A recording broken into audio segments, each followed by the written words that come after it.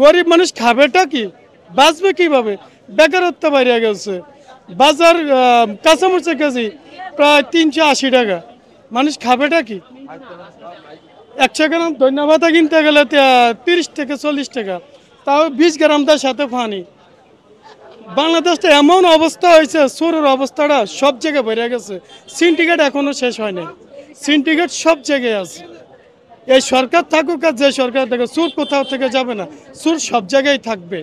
আল্লাহ দরবেশ আসুক আর পীর আসুক, মুলি সাহেব আসুক আর হাদিস সাহেব আসুক, চোর সব জায়গায় থাকবে, শুরু থেকে শেষ পর্যন্ত। এছাড়া আর কোনো বলার নাই। মরবে কারা? গরিব। বড় লোকই থাকবে, গরিবরা মরবে। গরিবের রক্ত শুষে বড় লোক খায়। ওই যে দেখছেন এক একটা বিল্ডিং এরকম হবে, কালো টাকারে সাদা করবে। বর্তমান বাজারে কাজ কমরো কিছু নাই, গরিব মেশে ভাতও খাইতে পারে না যে, বুঝলেন? আগের সরকারি ভালো আছিল হিসাব করলে চাচা যে, বুঝলেন? এখন ভাতও খাইতাম পারি না যে।